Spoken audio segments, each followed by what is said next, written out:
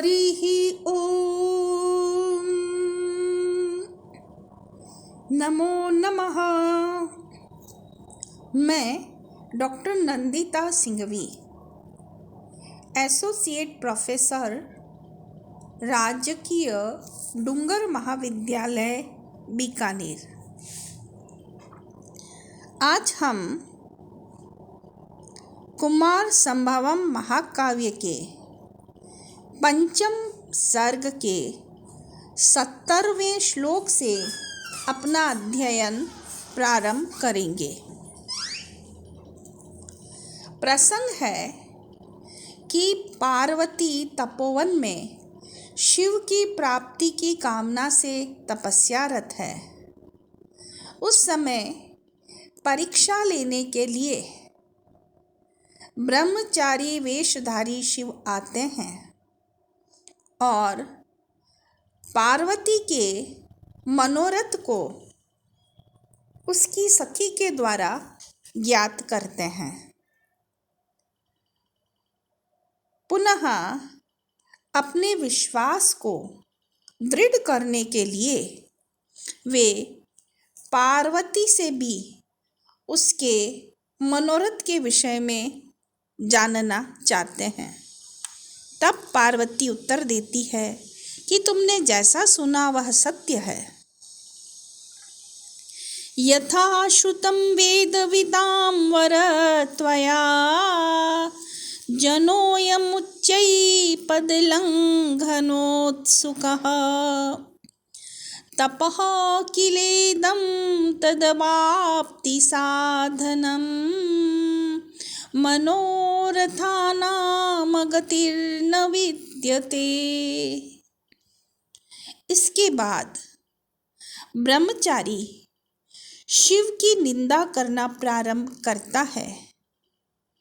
वह देखना चाहता है कि पार्वती कितनी दृढ़ प्रतिज्ञ है और वह शिव को अमांगलिक वस्तुओं से प्रेम करने वाला बताते हुए उसके लिए पार्वती को प्रयास न करने का परामर्श देता है।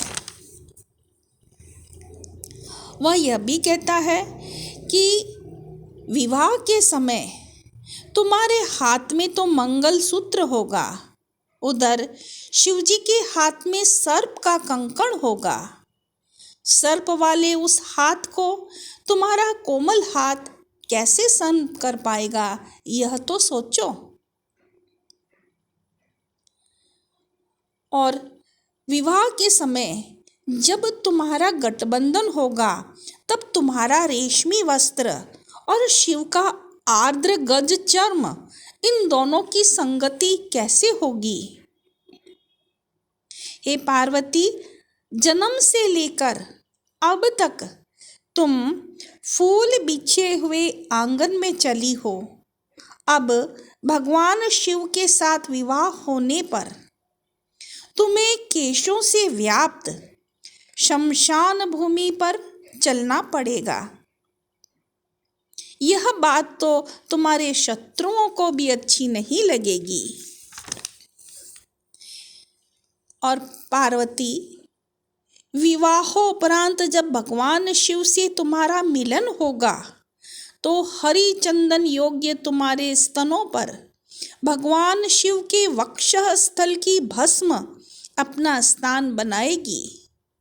इससे बढ़कर अशोभनीय कार्य और क्या हो सकता है।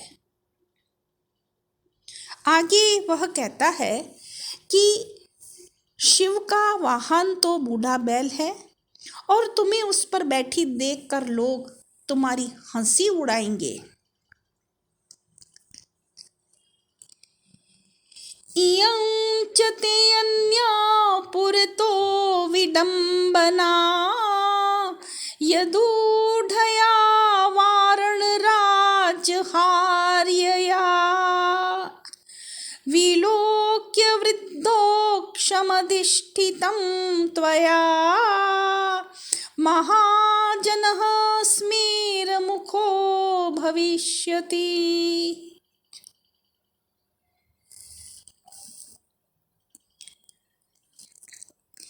इयं च ते पुरतः, और यह तुम्हारे सामने, अन्य विडंबना अस्ति, दूसरी विडंबना होगी। और यह तुम्हारे सामने दूसरी विडंबना, मजाक होगा। क्या? ऊढया वारण राजहार्यया त्वया। ऊढया विवाहितया, नवविवाहिता, वारण राजहार्यया गजेंद्र के द्वारा ले जाए जाने योग्य तुम्हें, अधिष्ठितम वृद्धोक्षम विलोक्य, बूढ़े बैल पर बैठे हुए देखकर, महाजनः, जो बड़े लोग होंगे, सभ्यजन होंगे, साधु जनः, जो साधु लोग होंगे, स्मेरमुखः भविष्यति, स्मेरमुखः हंसी युक्त मुख वाले होंगे, हास्याननः भविष्यति, हंसी युक्त मुख वाले हो जाएंगे। इयं च ते अन्या पुरतो विडंबना। हे पार्वती, तुम्हारे सामने यह दूसरी बड़ी विडंबना होगी। तुम्हारे समक्ष ये एक बड़ा मजाक होगा कि ऊढया, नव परिणीता, नव विवाहिता, वारण राजहार्यया, गजेंद्र के द्वारा, हाथी श्रेष्ठ के द्वारा ले जाने योग्य तुम्हें, विलोक्य वृद्धोक्षम अधिष्ठितम, वृद्धोक्षम बूढ़े बैल पर, अधिष्ठितम बैठे हुए, त्वया विलोक्य तुम्हें देखकर, महाजनः जो सभ्य लोग होंगे, सज्जन लोग होंगे, स्मेर मुखो भविष्यति हंसी युक्त मुख वाले हो जाएंगे, अर्थात तुम्हारा उपहास उड़ाएंगे। इस श्लोक में ब्रह्मचारी पार्वती से कहता है कि तुम हिमालय राज की पुत्री हो, राजकुमारी हो और नवविवाहिता हो, इसलिए तुम्हें उत्कृष्ट हाथी पर ले जाया जाना चाहिए। किंतु शिव के पास कोई दूसरा वाहन नहीं है, वो तो तुम्हें बूढ़े बैल पर बिठा कर ले जाएंगे, तो उस समय तुम उपहास का पात्र बन जाओगी और लोग तुम्हें देख देख कर हंसेंगे। तो ये तुम्हारे साथ कितनी बड़ी विडंबना होगी। इस श्लोक में वारण राज एवं वृद्धोक्ष यह पद परस्पर वैलक्षण्य बताने के लिए प्रयुक्त किए गए हैं।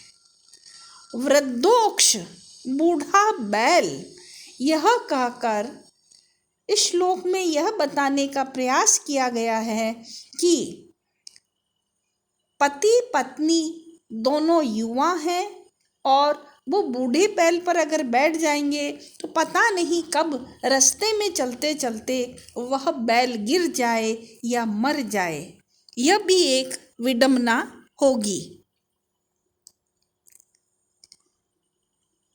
आइए इस श्लोक की संस्कृत व्याख्या देखें। इयं च एषा च ते भवत्याः पुरतः समक्षं प्रथमं शिवगेहं गमन समये या प्रथमं शिवगेहे गमनसमये अन्या अपरा विडम्बना परिहासः अस्ति। ऊढया विवाहितया वारणराजहार्यया गजराजबाह्या त्वया अधिष्ठितम् आरूढं वृद्धोक्षं वृद्धवृषभं नन्दिनं विलोक्य अवलोक्य महाजनः साधुजनः स्मेरमुखः हास्याननः भविष्यति उपहासं करिष्यति।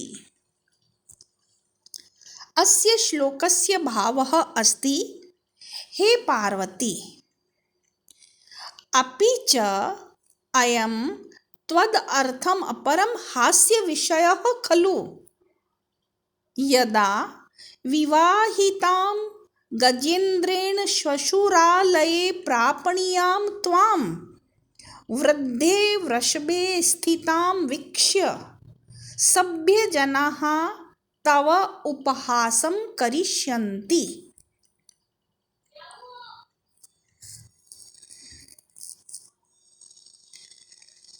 आइए इस श्लोक की व्याकरण देखें। वारणराजहार्यया,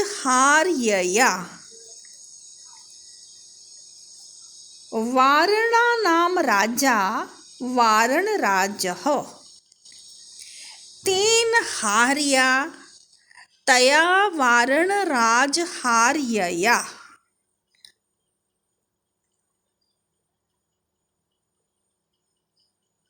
अथवा हम ये भी कह सकते हैं वारणराजेन हार्या वारणराजहार्या तया। वारणराज में देखिए वारण शब्द है, राजन शब्द है और टच प्रत्यय, तो वारण राज्य बन गया। वृद्धोक्षम, वृद्धश्चासौ उक्षा वृद्धोक्षः, तं वृद्धोक्षम। महाजनः,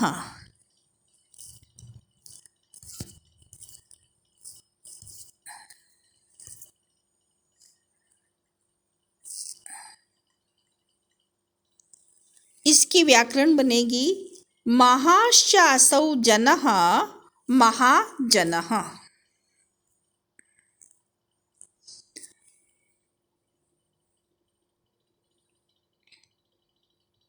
हार्यया शब्द एक और आया है, री धातु है, णियत प्रत्यय, हार्यया। विडंबना, विडंबना शब्द में देखिए वि उपसर्ग है, डंब धातु, युच प्रत्यय, अन और टाप का आ लग गया तो विडंबना बन गया।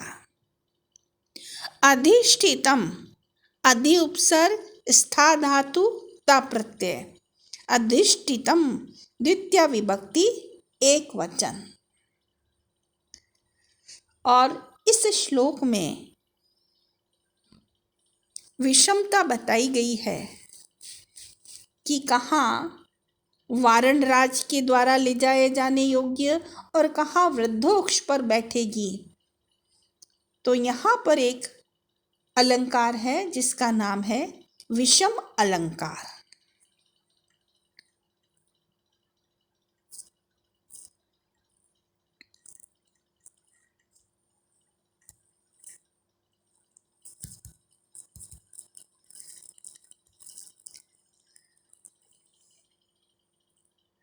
अगले इस श्लोक में ब्रह्मचारी पुनः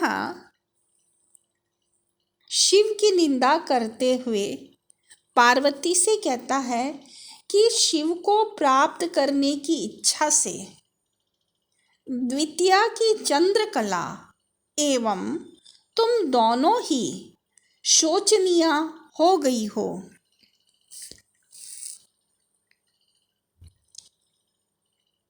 द्वयं गतं सम्प्रति शोचनीयतां समागम प्रार्थनया पिनाकिनः कला च सा कान्तिमती कलावतः त्वमस्य लोकस्य च नेत्रकौमुदी।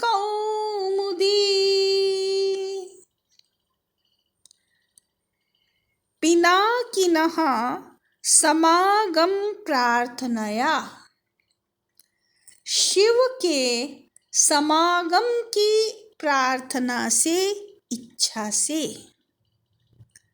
पिनाकिनः शिव को प्राप्त करने की प्रार्थना के कारण, संप्रति इस समय या अब, द्वयं शोचनीयताम गतम तुम दोनों शोक को, शोचनीय दशा को प्राप्त हो गई हो।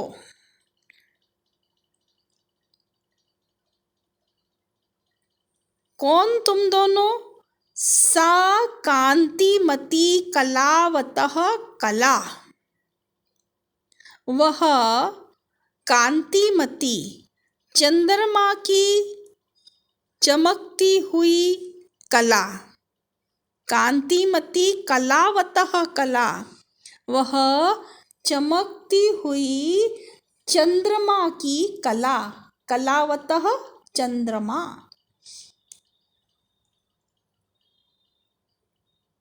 अस्य लोकस्य च नेत्र कौमुदी त्वं, और इस संसार में नेत्रों की चंद्रिका, इस संसार में लोकों के नेत्रों की चांदनी तुम। पिनाकिनः समागम प्रार्थनया संप्रति द्वयं शोचनीयताम गतम, शिव को प्राप्त करने की प्रार्थना के कारण या इच्छा के कारण इस समय तुम दोनों शोचनीयता को प्राप्त हो गई हो। कौन? कलावतः सा कांतिमती कला, चंद्रमा की वह चमकती हुई कला। अस्य लोकस्य नेत्र कौमुदी त्वं च, और इस लोक के नेत्रों की चांदनी तुम दोनों। इस श्लोक में पार्वती प्रस्तुत है, अप्रस्तुत चंद्रमा की कला है, और दोनों एक धर्म शोचनीयत्व रूप को प्राप्त हो गई हैं। तो यहाँ प्रस्तुत और अप्रस्तुत का एक धर्म से संबंध होने से यहाँ दीपक अलंकार है। आइए इस श्लोक की संस्कृत व्याख्या देखें।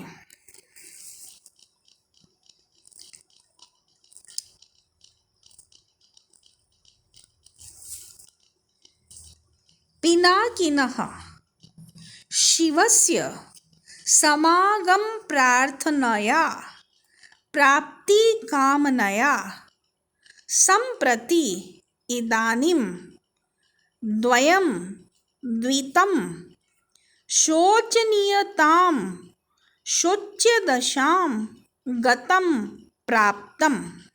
सा प्रसिद्धा कांतिमती कांतियुक्ता कलावतः चंद्रमसः कला षोडशो भागः अस्य लोकस्य भुवनस्य जनस्य नेत्रकौमुदी लोचन चंद्रिका त्वं च भवति च। अस्य श्लोकस्य भावः अस्ति शिवस्य सहवासस्य अभिलाषेण इदानीम् उभयमपि शोकविषयतां प्राप्तम्। शिवस्य सहवासस्य अभिलाषेण इदानीम् उभयमपि शोकविषयतां प्राप्तं। चन्द्रमसः सा लोकप्रसिद्धा द्युतिमती कला। अस्य च संसारस्य नयनज्योत्स्नां त्वं पार्वती। चन्द्रमसः सा लोकप्रसिद्धा द्युतिमती कला। अस्य च संसारस्य नयनज्योत्स्ना त्वं पार्वती।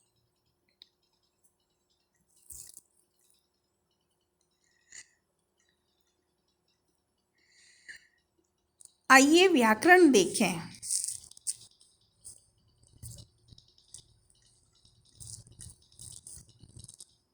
कलावतः,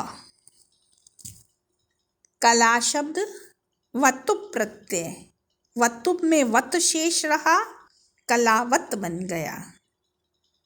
कांतिमती, कांति शब्द है, मतुप प्रत्यय, उसमें मत बन गया, गीप में स्त्रीलिंग का इकार रह गया तो कांतिमती। शोचनीयता, शुच धातु, अन्य अनियर प्रत्यय और ता, शोचनीयता।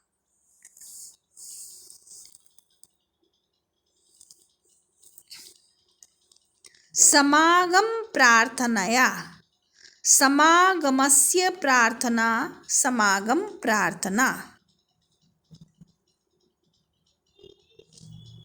तथा समागम प्रार्थनया,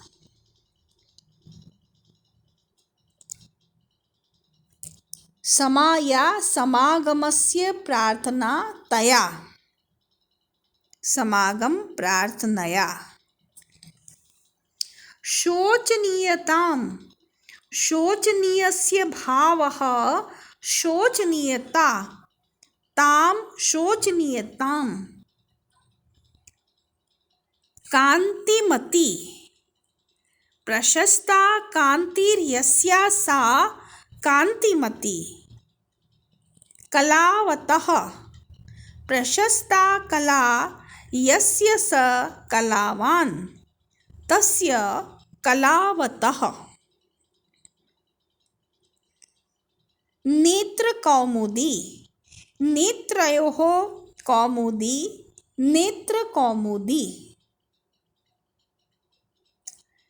इसमें एक बड़ा महत्वपूर्ण शब्द आया है पिनाकिनः। ये शिव के लिए आया है। इसका देखिए समास बहुरी, पिनाकः अस्य अस्ति तस्य पिनाकिनः। पिनाक शब्द है, इनी प्रत्यय लग गया तो पिनाकी बन गया। षष्ठी विभक्ति एक वचन में रूप बना पिनाकिनः। समागम में देखिए सम उपसर्ग है, आ उपसर्ग है, गम धातु अप प्रत्यय, समागम। प्रार्थना शब्द में देखिए प्र उपसर्ग है, अर्थ धातु युच प्रत्यय, प्रार्थना। ये शब्द बना है। आज के लिए इतना ही। धन्यवाद।